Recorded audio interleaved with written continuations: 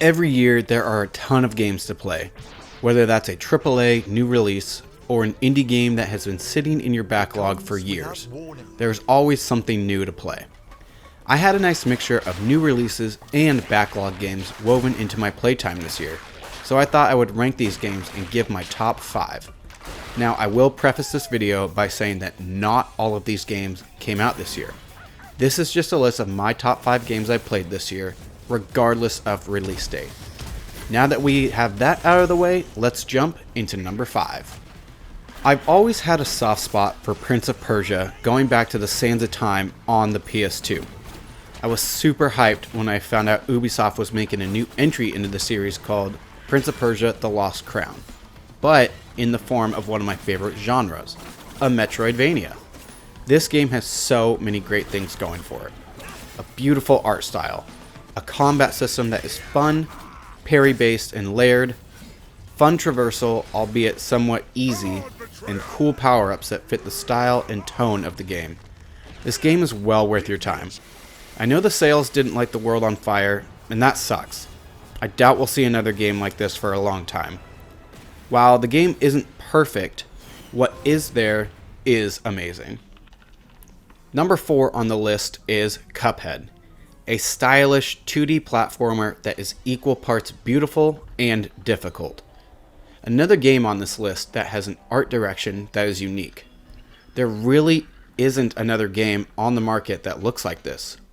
You couple that with gameplay that is fun, levels and bosses that feel fresh, and a difficulty that punishes you for not learning from your mistakes. I know I'm super late to the party on this one, but when I finally got around to it this year, I fell in love.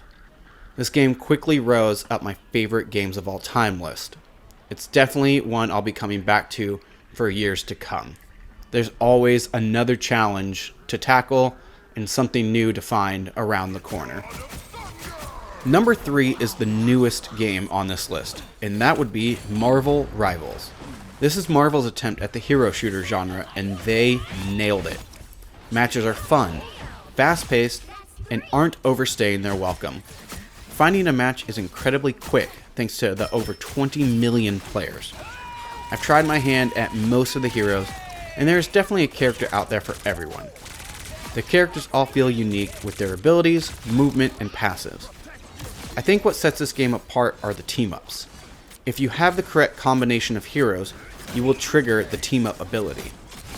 This could range from something simple like increasing a tank's health by 150, or something a little more complex like an extra ability. Definitely check it out if you haven't already. It's well worth your time, it's super fun, you can get the gang together, create a team, and go in and use these comic book characters that have stood the test of time that people love. It's incredibly fun, and I'm so excited to have a game like this in my rotation. Number 2 on my list is the Game Awards Game of the Year, Astro Bot, a love letter to 30 years of PlayStation. This game oozes charm, fun, and is incredibly colorful. A callback to the 3D platformers. I haven't played a game like this in years. Great level designs, bots hidden around every corner, unique mechanics and power-ups. This game will have you smiling from ear to ear. The movement is precise, the worlds are colorful and full of detail, the music absolutely slaps. Seriously, it's catchy as all get out. Now, I know people are writing it off as a kid's game or a family game, and it is those things. But it's also a game for all ages. It's a masterclass in every aspect. I'm so excited for a follow-up. I want to see how creative these developers can get. The mascot platformer is back. And finally, we've reached number 1. Drumroll please. Final Fantasy VII Rebirth. What a game. I have a lot of nostalgic ties to Final Fantasy VII. Seeing this world and these characters fully realized with today's tech has been an absolute joy. This is the second game in the remake trilogy. It does what any good sequel should do. Expand the world, delve into the characters on a deeper level, introduce new and interesting characters, improve upon the combat, look better, feel better. This game improves upon the first in almost every way possible. The new synergy attacks add a style and flair to combat that showcases what these machines can do. Those are such a cool addition to the combat system. It encourages using every character to see what they are able to pull off. This is a worthy addition of the #1 spot. I can't wait for the third and final entry. I haven't even mentioned the graphics, the music, the enemies, the design. There's so much about this game that is top level. So much care was put into this world.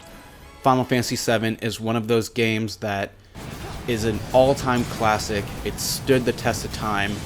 And so doing this remake trilogy was a little risky. Taking a property that people love so much and changing some things, especially story-wise, was a risk. But so far, it is paying off. And that's going to do it for another video. Please let me know down in the comments what your top 5 games for this year are. I'm sure every list will be different, and I'm sure no one will disagree and everything will be incredibly civil. Thank you all so much for tuning in. As always, if you enjoyed the video, please like, subscribe, share, and hit that bell for alerts so you don't miss a single video. Thank you all so much for tuning in. I'll see you guys in the next one.